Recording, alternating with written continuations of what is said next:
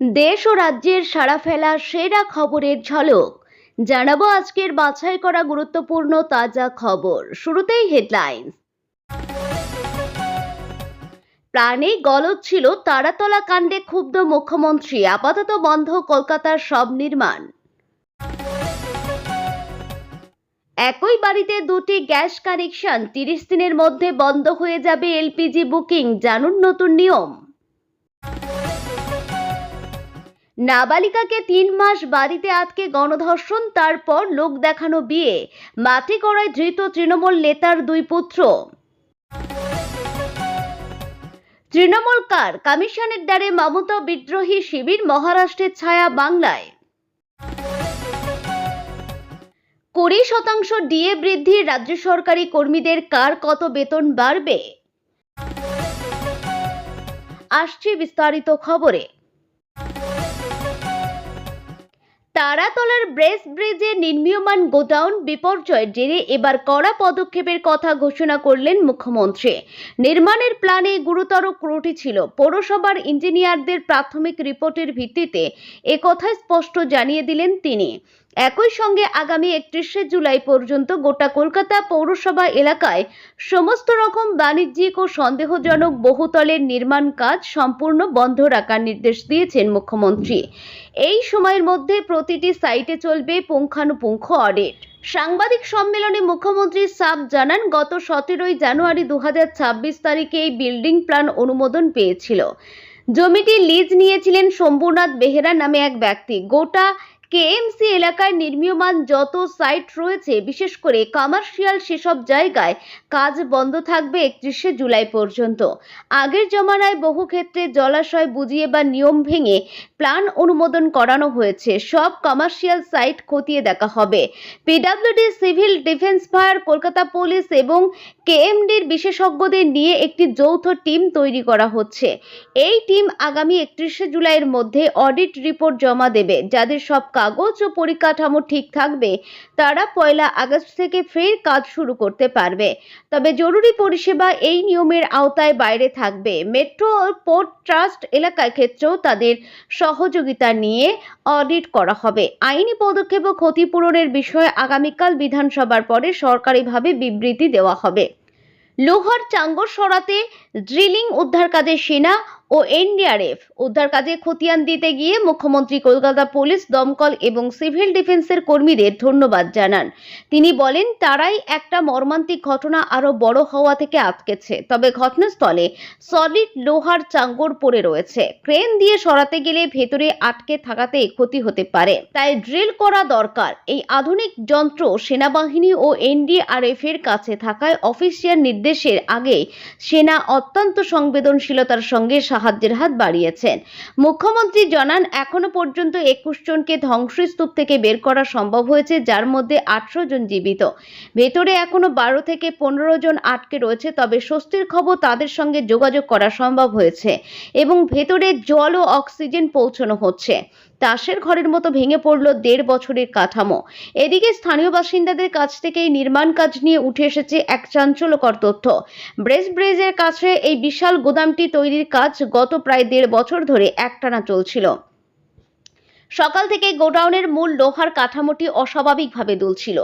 সেই নড়বড়ে কাঠামোটি ঠিক কী অবস্থায় রয়েছে তা পরখ করতে বা পরীক্ষা করতে ছাদের উপর ও নিচে জড়ো হয়েছিলেন বেশ কয়েকজন শ্রমিক। আর ঠিক তখনই তাসের ঘরের মতো আচমকা সম্পূর্ণ লোহার ছাদ ও ভারী বিম হুড়মুড় করে ধসে পড়ে। ফলে পরখ করতে যাওয়া নিচে কর্মরত সমস্ত শ্রমিকরা মুহূর্তের মধ্যেই লোহার চাইয়ের তলায় চাপা পড়ে যান। প্রশাসনের তরফে জানানো হয়েছে, এই গাফিলতির নেপথ্যে কারা রয়েছে তা খতিয়ে দেখে কড়া আইনি ব্যবস্থা নেওয়া হবে। 1 জুলাই থেকে বন্ধ হয়ে যেতে পারে এলপিজি গ্যাস সরবরাহ। আগে থেকে গ্যাস সরবরাহকারীদের জন্য এলো গুরুত্বপূর্ণ আপডেট। এই সিলিন্ডারগুলির মধ্যে রয়েছে ইন্ডেন, ভারত গ্যাস বা এইচপি গ্যাস। কেন্দ্রীয় সরকার রান্নার গ্যাস সংযোগের ক্ষেত্রে একটি বড় ও কড়া নিয়ম চালু করেছে। সরকারের নতুন সিদ্ধান্ত অনুযায়ী নিয়মটি তৈরি হয়েছে। যেসব পরিবার বাড়িতে পাইপ ন্যাচারাল গ্যাস বা পিএনজি সংযোগ নিয়েছেন, তাদের জন্য এই নিয়ম। তাদের এখন পুরো এলপিজি সংযোগ 30 দিনের মধ্যে জমা দিতে হবে। দেশের ডাবল গ্যাস সংযোগের খেলা বন্ধ করা এই নিয়মের মূল লক্ষ্য। এলপিজি গ্যাসের ভর্তুকি ব্যবস্থায় বড় উন্নতি করা এর উদ্দেশ্য। গ্রামীণ ও আধা শহর এলাকায় সিলিন্ডার সরবরাহ বাড়ানো লক্ষ্যের তালিকায়, কারণ ওইসব এলাকায় এখনো পাইপড গ্যাসের সুবিধা পৌঁছায়নি। গত বছরের মে মাসে সরকার এ বিষয়ে একটি নতুন নির্দেশ জারি করেছিল। সরকার আনুষ্ঠানিকভাবে এলপিজি অ্যামেন্ডমেন্ট অর্ডার জারি করেছে। এই কড়া নিয়ম অনুযায়ী একটি কাজ করতে হবে। বাড়িতে নতুন পিএনজি সংযোগ চালু হওয়ার সঙ্গে সঙ্গে এই নিয়ম মানতেই হবে। চালু হওয়ার ঠিক 30 দিনের মধ্যে বর্তমান এলপিজি অ্যাকাউন্ট বন্ধ করতে হবে। বিষয়টি একটি সহজ উদাহরণ দিয়ে বোঝা যাক। কোনো পরিবারের বাড়িতে 1 জুন পিএনজি সংযোগ চালু হলো, তাদের 1 জুলাইয়ের মধ্যে পুরনো এলপিজি কানেকশন ফিরিয়ে দিতে হবে। কোনো গ্রাহক যদি নির্দিষ্ট সময়ের মধ্যে সংযোগ ফেরত না দেন তবে সমস্যা হবে। তেল কোম্পানিগুলি সঙ্গে সঙ্গে তাদের গ্যাস বুকিং বন্ধ করে দেবে। তাদের গ্যাস অ্যাকাউন্ট চিরতরে ব্লক করে দেওয়া হবে। চাকরিজীবী ও শিক্ষার্থীদের জন্য বিশেষ সুবিধা। সরকার চাকরিজীবী ও শিক্ষার্থীদের জন্য বিশেষ নিয়ম তৈরি করেছে। তাদের জন্য ট্রান্সফার ভাউচার দেওয়া হবে। নাবালিকাকে 3 মাস বাড়িতে আটকে গণধর্ষণ, তারপর লোক দেখানো বিয়ে। মাটিগাড়ায় ধৃত তৃণমূল নেতার 2 পুত্র। নির্যাতিতার পরিবারের লোকজন পঞ্চায়েত সদস্যের বাড়ি গিয়ে মেয়েকে উদ্ধারের চেষ্টা করেছেন। তখন তাদের মাথায় বন্দুক ঠেকিয়ে প্রাণনাশের হুমকি দেওয়া হয় বলে অভিযোগ। প্রায় 3 মাস ধরে এক নাবালিকাকে বাড়িতে বন্দি করে বারংবার ধর্ষণ এবং ইচ্ছার বিরুদ্ধে বিয়ের অভিযোগ শিলিগুড়ির মাটিগাড়া থানা এলাকায়। মূল অভিযুক্ত দুজন, তারা সম্পর্কে সহোদর এবং তৃণমূল নেতার পুত্র। লিখিত অভিযোগের ভিত্তিতে দুজনকে গ্রেপ্তার করেছে পুলিশ। তবে এ নিয়ে উত্তেজনা ছড়িয়েছে এলাকায়। পুলিশ সূত্রে খবর, শিলিগুড়ি মহকুমা পরিষদের মাটিগাড়ায় দীর্ঘ 3 মাস ধরে এক নাবালিকাকে বাড়িতে আটকে রেখে গণধর্ষণের অভিযোগ উঠেছে। মূল অভিযুক্তরা মাটিগাড়ায় এক তৃণমূল পঞ্চায়েত সদস্যের 2 পুত্র। 15 বছরের এক নাবালিকাকে রাস্তা থেকে তুলে নিয়ে বাড়িতে নিয়ে গিয়ে তারা আটকে রেখেছিলেন বলে অভিযোগ। দিনের পর দিন বন্ধুদের নিয়ে মেয়েটিকে শারীরিক নির্যাতন করা হয়। তারপর মামলা থেকে বাঁচতে নাবালিকাকে লোক দেখানো বিয়ে করেছিলেন পঞ্চায়েত সদস্যের এক পুত্র। এখানেই শেষ হচ্ছে না অভিযোগ। বিয়ের পরেও নাবালিকার উপর অত্যাচার শুরু করেন তৃণমূল নেতার পুত্ররা। পঞ্চায়েত সদস্যের পুত্রদ্বয়ের সঙ্গে তাদের বন্ধুরাও ওই কিশোরীকে ধর্ষণ করতেন বলে অভিযোগ। নির্যাতিতার পরিবারের লোকজন পঞ্চায়েত সদস্যের বাড়ি গিয়ে মেয়েকে উদ্ধারের চেষ্টা করেছেন। তখন তাদের মাথায় বন্দুক ঠেকিয়ে প্রাণনাশের হুমকি দেওয়া হয় বলে অভিযোগ। গত 3 মাস ধরে ওই নাবালিকা একাধিকবার পঞ্চায়েত সদস্যের বাড়ি থেকে পালিয়েছেন, কিন্তু তাকে আবার তুলে নিয়ে গিয়েছেন অভিযুক্তরা। নির্যাতিতার পরিবারের দাবি, তারা পুলিশের সাহায্য চেয়েও পায়নি। একাধিকবার থানায় লিখিত অভিযোগ দায়েরের চেষ্টা করা হয়েছে, কিন্তু অভিযোগ নিতে অস্বীকার করে পুলিশ। রাজ্যে নতুন সরকারের আমলে ওই তৃণমূল নেতা এবং তার পুত্রদের বিরুদ্ধে সরব হয়েছে তারা। সম্প্রতি মেয়েকে উদ্ধার করে তারা বাড়িতে নিয়ে গিয়েছে। মাটিগাড়া থানায় লিখিত অভিযোগও দায়ের করা হয়েছে। পুলিশ সূত্রে খবর, অভিযোগের ভিত্তিতে মঙ্গলবার পঞ্চায়েত সদস্যের 2 পুত্রকে গ্রেপ্তার করা হয়েছে, কিন্তু বুধবার ওই কথা লোক জানাজানি হতেই শুরু হয়েছে উত্তেজনা। তৃণমূল নেতা এবং তার পুত্রদের শাস্তির দাবি জানিয়ে এবং পুলিশের উপর ক্ষোভ উগরে মাটিগাড়া থানা ঘেরাও করেন স্থানীয় বাসিন্দারা। নির্যাতিতার দাবি, মাস 3 ধরে পঞ্চায়েত সদস্যের 2 ভাই তাকে ধর্ষণ করেছেন। তাদের বন্ধুরাও এক এক দিন তাকে যৌন হেনস্থা করেছেন। ওই নাবালিকার কথায়, আমার মা আমাকে একাধিকবার ওই বাড়ি থেকে বার করে আনার চেষ্টা করেছে, কিন্তু পারেনি। মেরে ফেলার হুমকি দেওয়া হয়েছে। আমার ভাইয়ের মাথায় বন্দুক ঠেকিয়ে ভয় দেখানো হয়েছে। তাই পরিবারের সব জেনেও কিছু করতে পারেনি। এবার কোনো মতে আমি পালিয়ে আসতে পেরেছি, পুলিশের কাছে অভিযোগ করেছি। এই নিয়ে পুলিশ এখনই বিস্তারিতভাবে কিছু বলেনি। তবে মঙ্গলবার ধৃতদের শিলিগুড়ি মহকুমা আদালতে পাঠানো হয়েছিল। তাদের বিরুদ্ধে বাল্যবিবাহের মামলা সহ ধর্ষণ এবং পক্সো আইনে মামলা রুজু হয়েছে।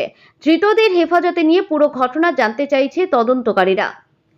বিধানসভা নির্বাচনের পর তৃণমূল কংগ্রেসের নিয়ন্ত্রণ দলের নাম এবং জোড়া ঘাসফুল প্রতীকের অধিকার নিয়ে মমতা বন্দ্যোপাধ্যায়ের অনুগত গোষ্ঠী ও ঋতব্রত বন্দ্যোপাধ্যায় সমর্থিত বিদ্রোহী শিবিরের মধ্যে তীব্র সংঘাত শুরু হয়েছে।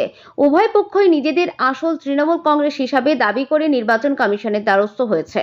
বিদ্রোহী শিবিরের দাবি, দলের 80 জন বিধায়কের মধ্যে 65 জনই তাদের মধ্যে রয়েছেন এবং সোমবার বৈঠকে মমতা বন্দ্যোপাধ্যায়কে সরিয়ে অরূপ রায়কে নতুন চেয়ারম্যান নির্বাচিত করা হয়েছে।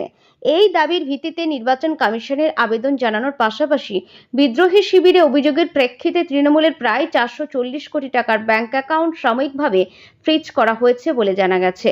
পাল্টা পদক্ষেপ হিসাবে মমতা বন্দ্যোপাধ্যায়ের নেতৃত্বাধীন শিবির কমিশনের কাছে নিজেদের পূর্ণাঙ্গ কমিটি ও পদাধিকারীদের তালিকা জমা দিয়েছে। দল বিরোধী কাজে যুক্ত থাকার অভিযোগে অরূপ রায়, ফিরাদ হাকিম সহ একাধিক প্রথম সারির বিদ্রোহী নেতাকে ইতিমধ্যেই বহিষ্কার করেছে মূল দল। মমতা বন্দ্যোপাধ্যায়ের দলীয় অবস্থানের সমর্থনে সাংসদ মহুয়া মৈত্র জানিয়েছেন, দলের গঠনতন্ত্র অনুযায়ী মমতার আজীবন চেয়ারপারসন থাকবেন। মহারাষ্ট্রের শিবসেনা ও এনসিপির অভ্যন্তরীণ সংঘাতের আদলে তৈরি হওয়া এই পরিস্থিতি বর্তমানে আইনি লড়াইয়ের দিকে মোড় নিয়েছে। দলের প্রতীক ও সম্পদের নিয়ন্ত্রণ নিয়ে এই বিরোধ সুপ্রিম কোর্ট পর্যন্ত গড়াতে পারে বলে মনে করছেন রাজনৈতিক পর্যবেক্ষকেরা। রাজ্য সরকারি কর্মী এবং পেনশনভোগীদের জন্য এক ঐতিহাসিক ঘোষণা করল বর্তমান সরকার। বিজেপি সরকারের প্রথম বাজেট পেশের দিনই অর্থমন্ত্রী স্বপন দাশগুপ্ত 20% মহার্ঘ ভাতা বৃদ্ধির কথা ঘোষণা করলেন। এই সিদ্ধান্তের ফলে রাজ্য সরকারি কর্মীদের মোট ডিএর হার বেড়ে 38% দাঁড়ালো। আগামী 1 অক্টোবর থেকে কার্যকর হবে এই বর্ধিত ডিএ। নতুন এই ডিএ ঘোষণার ফলে মাসিক আয়ে বড় পরিবর্তন আসতে চলেছে। এক নজরে দেখে নিন আপনার বেসিক পে অনুযায়ী মাসিক বেতন কত টাকা বাড়তে পারে। এই ঘোষণা সরকারি কর্মচারী মহলে খুশির হাওয়া। কর্মচারী পরিষদের সভাপতি দেবাশিস শীল সরকারের এই সিদ্ধান্তকে স্বাগত জানিয়ে বলেন, মুখ্যমন্ত্রী ও অর্থমন্ত্রী যে প্রতিশ্রুতি দিয়েছিলেন তা পূরণ করলেন। একসঙ্গে 20% ডিএ বৃদ্ধি অভূতপূর্ব। শিক্ষক ও শিক্ষাকর্মীদের মধ্যে থাকা অনিশ্চয়তাও কাটল। আমরা এই সরকারকে ধন্যবাদ জানাচ্ছি। তিনি আরও জানান, কেন্দ্র রাজ্যের ডিএ ব্যবধানে ধাপে ধাপে কমিয়ে আনার যে প্রক্রিয়া শুরু হয়েছে তা কর্মীদের আর্থিক স্বাচ্ছন্দ্য ফেরাতে বড় ভূমিকা নেবে। যদিও 1 অক্টোবর থেকে এই ঘোষণা কার্যকর করা নিয়ে কিছুটা দেরি হওয়ার আক্ষেপ প্রকাশ করেছেন কেউ, তবুও সামগ্রিকভাবে এই সিদ্ধান্তকে ঐতিহাসিক বলে মনে করছেন সরকারি কর্মীরা।